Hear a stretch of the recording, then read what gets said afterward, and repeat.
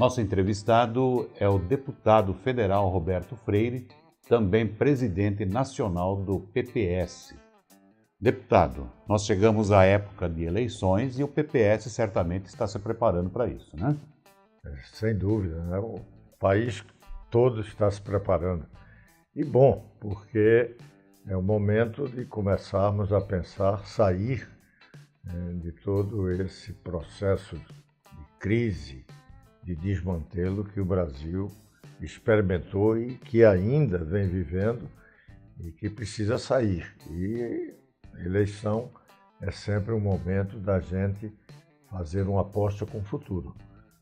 Tenho a impressão de que esse é um bom momento para que a sociedade brasileira vislumbre para onde quer ir e com quem comandando os destinos na presidência da República.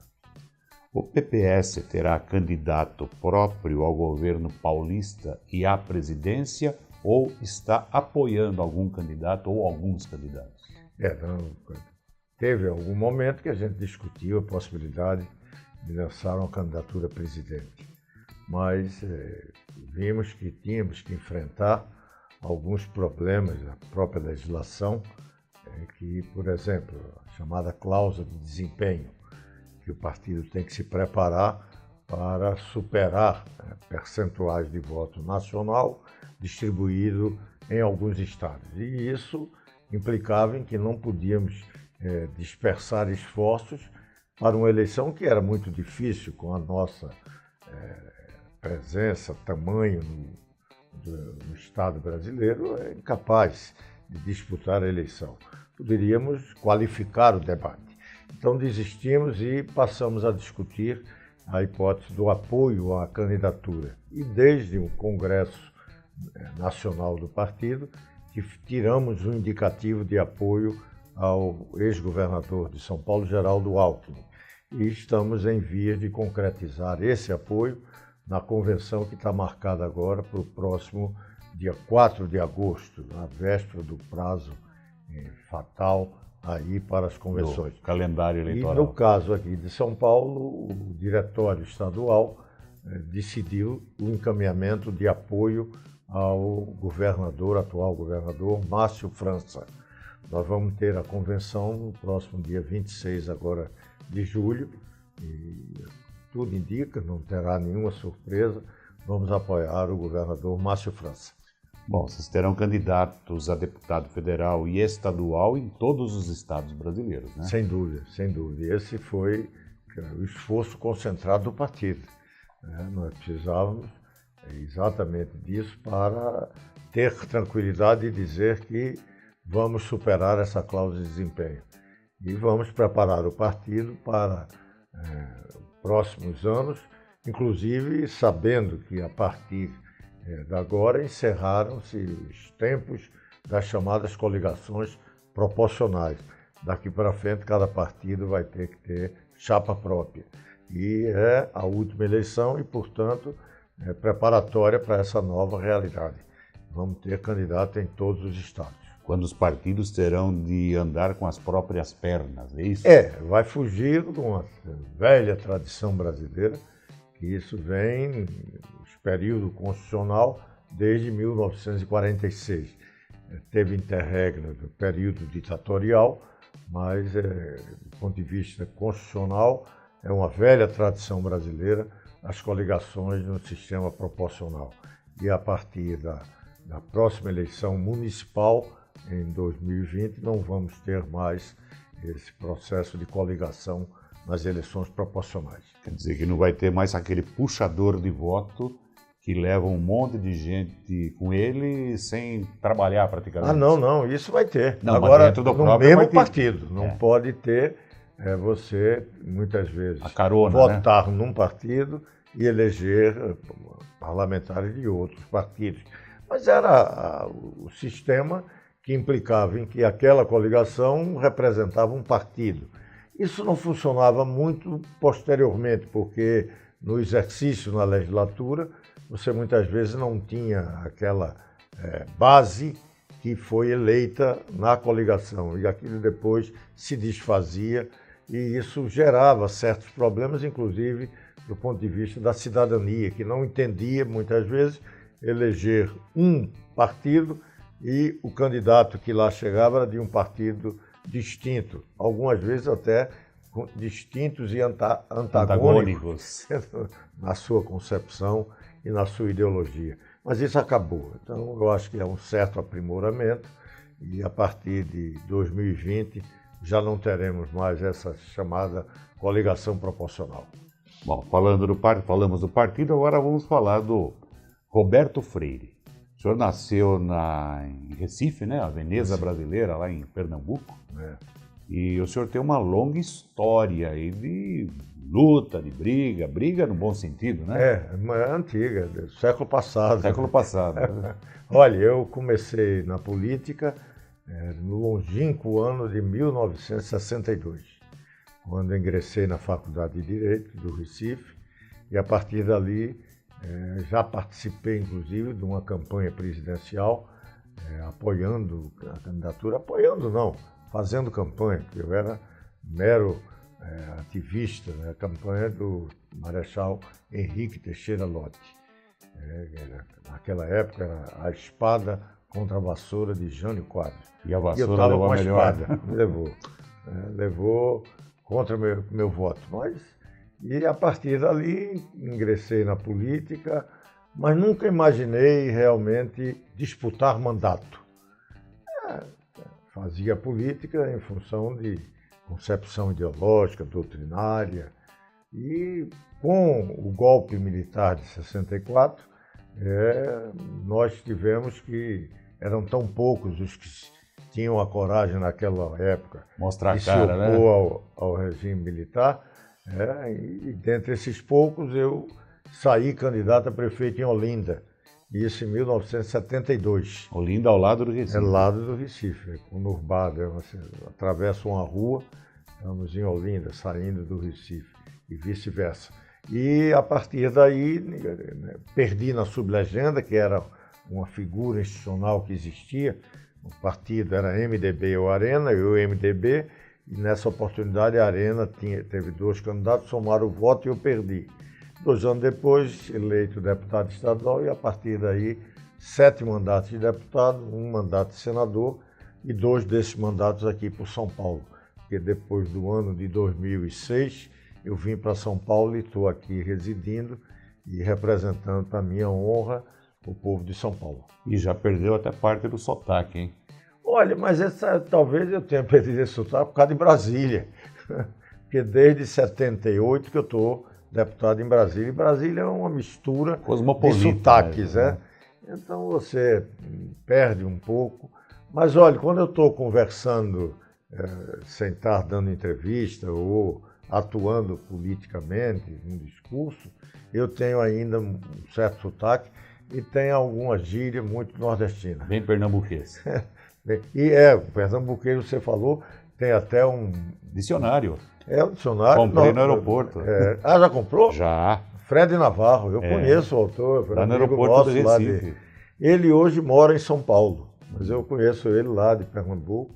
É muito interessante. E realmente Pernambuco tem é um estado que tem uma cultura muito, muito forte. Assim, do ponto de vista musical, por exemplo, você tem vários ritmos pernambucanos, né, que isso é uma característica interessante, é uma boa cultura que traz Baião, Luiz Gonzaga, o frevo. Frevo, famosíssimo. Famosíssimo. Não são poucos os estados brasileiros que têm tanta diversidade em termos de música, de folclore. Foi um estado muito importante no Brasil colônia, né? Produção importante da cana-de-açúcar, o primeiro ciclo econômico significativo no país. Tem boa cultura e estamos aí emprestando um pouco isso, desse nosso conhecimento, para tentar aqui, nessa grande metrópole, ou mais do que isso até, essa cosmopolita cidade de São Paulo, o estado básico e fundamental da riqueza brasileira. Bom, o senhor como deputado teve atuação atuante aí, mais do que... O senhor participou da Constituinte de 88, né? Foi, talvez é um ponto máximo na minha vida pública. Foi um momento que Quando as pessoas de vez em quando perguntam o que foi que eu fiz, eu digo, olha, a partir de 88 não tem legislação brasileira que eu não tenha debatido, votado contra ou a favor, mas dela participado. E participei na Constituinte com algumas grandes conquistas. Aquela Carta Cidadã, assim chamada por Ulisses Guimarães, eu digo isso, assim até para uma forma de me orgulhar do meu papel, eu fui o constituinte que mais emenda apresentou e mais emendas aprovadas no texto da Constituição. Eu tenho até hoje, costumo dizer, que participei muito ativamente do que hoje significa atuação aí autônoma do Ministério Público. Tiramos o Ministério Público como sendo braço e extensão dos interesses do Executivo para ser defensor de direitos difusos de cidadania. E está aí a atuação, como por exemplo, algo que todo brasileiro acompanha e apoia, que é a Lava Jato, que foi de fundamental importância para que esse país pudesse tentar combater a corrupção e vem combatendo com alguns êxitos muito expressivos e significativos. Bom, o senhor ocupou também o Ministério da Cultura, né? Mas esse foi pouco tempo.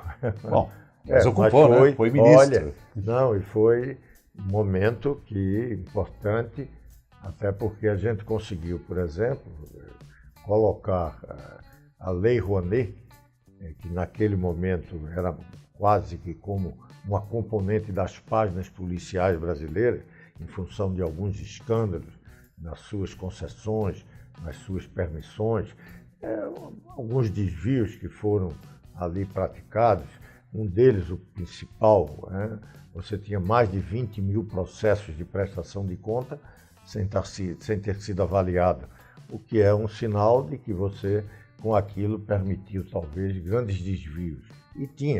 E nós conseguimos enfrentar esse problema, diminuindo em muito, inclusive punindo alguns que desviaram, e tiramos a Lei Rouanet com modificações que fizemos da página policial e colocamos no devido lugar, até porque é uma lei importante de mecenato para a cultura. Então, a gente não podia jogar fora a Lei Rouanet por desvios que foram cometidos, porque quem perdia era a cultura brasileira. Então, eu acho que foi um bom momento, mas quando da denúncia feita contra o presidente Temer, ali ficou quase que impossível a nossa permanência. Eu saí, até porque o partido saiu da base do governo, tornou-se independente, apoiando as reformas, mas, de qualquer forma, afastado do governo. O senhor é candidato à reeleição? Sou candidato, e aqui parece que a gente tem que dizer que é pré-candidato, que é uma certa hipocrisia da lei. Hipocrisia da grande. Não precisa isso. Você dizer que é candidato pode depois não ser. Mas ser candidato é um direito de cidadania e você pode dizer que é candidato sempre, a qualquer momento e para qualquer eleição. Isso é um direito que é garantido. Se você efetivamente será ou não, o que a lei não pode permitir é que você gaste recursos, tenha campanha pedindo voto, mas dizer que é candidato, isso é um direito que eu acho que a gente deve exercer plenamente. E eu sou, como pré-candidato, candidato às eleições agora em outubro próximo. Bom, o senhor tem uma boa experiência legislativa, teve uma experiência executiva, né? E o cenário, como o senhor vê agora? O senhor acha que vai haver grande renovação no Congresso ou a renovação de costume, tipo 40%, 50%? Que é altíssima, né? As pessoas... que talvez, se a gente disser, por exemplo, não tem nenhuma democracia compatível com o nível e o grau que o Brasil tem, do ponto de vista das liberdades, em que você tem um Congresso que sofre uma renovação tão alta como a brasileira, a média de 40%. E alguns sistemas eleitorais também ajudam a que tenha menor. Mas a gente pode dizer, por exemplo, Estados Unidos, a renovação não chega a 5%. É claro, é sistema distrital, isso também ajuda que haja pouca renovação, o sistema proporcional facilita, e o Brasil tem tido altas renovações. Vai ter agora maior? Talvez não.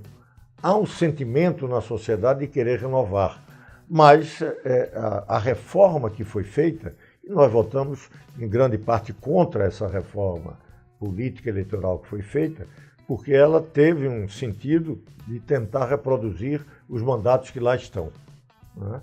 Criou-se alguns mecanismos que facilitam. Uma delas, acabou o programa de televisão quase para os candidatos proporcionais.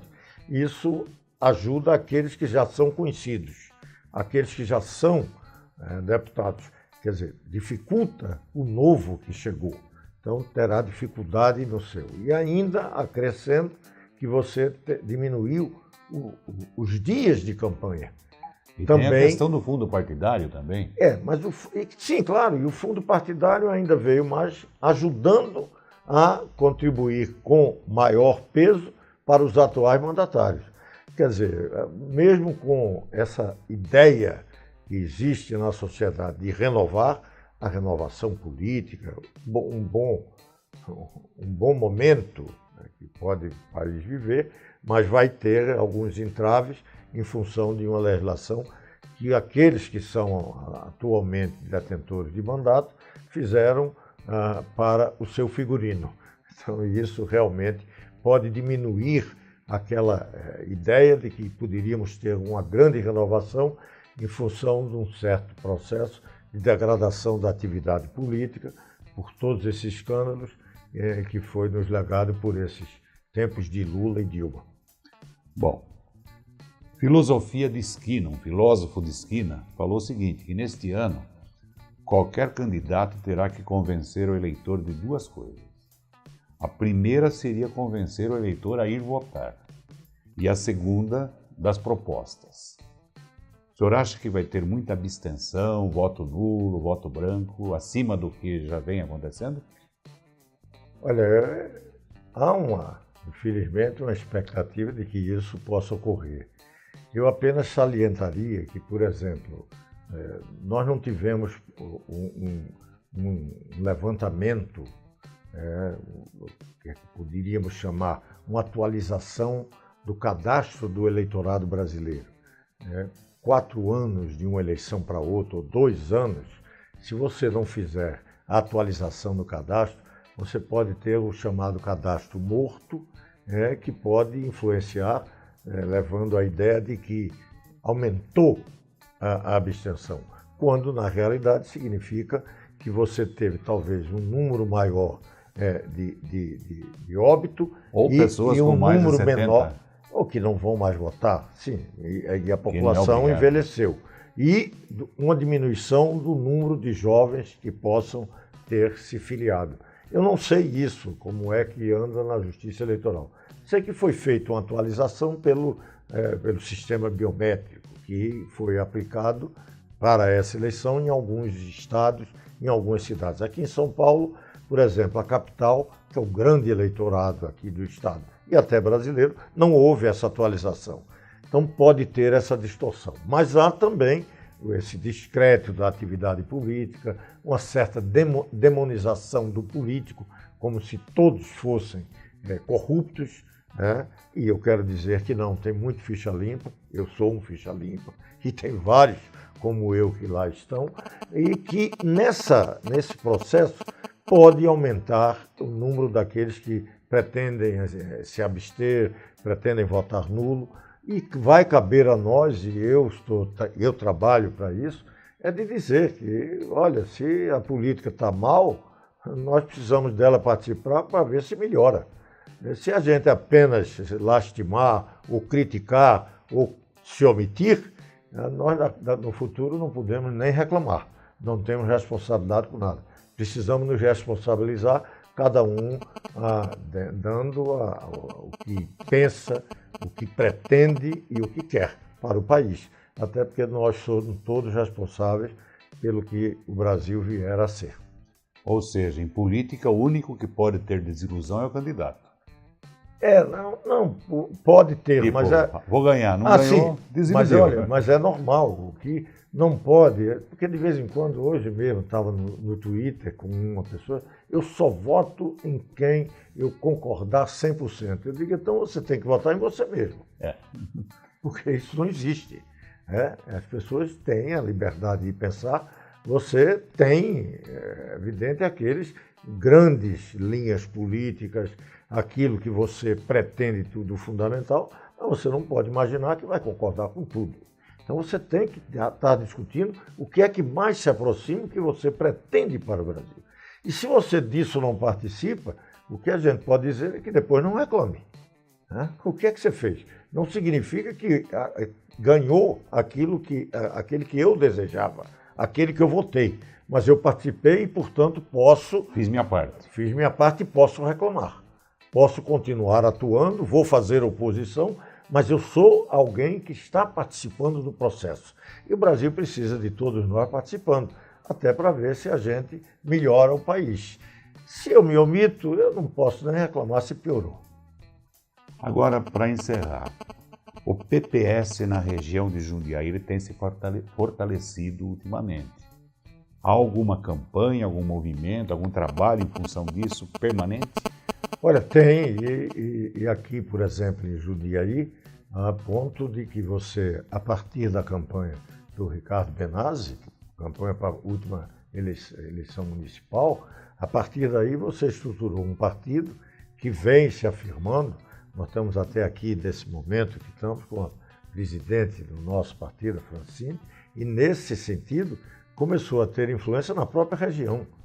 Nós já estamos com um processo de integração de alguns diretórios do PPS em cidades que são aqui mais ou menos vinculadas ao polo que Jundiaí hoje representa, esse polo de desenvolvimento aqui nessa região.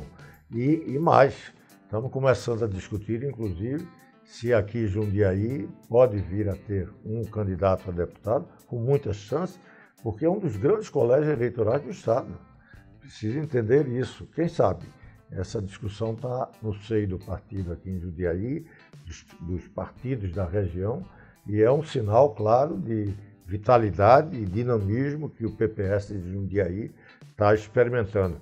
E eu diria que não é mais só algo que fica sendo visto pelo Diretório Estadual do PPS. O Diretório Nacional também olha aqui para Jundiaí.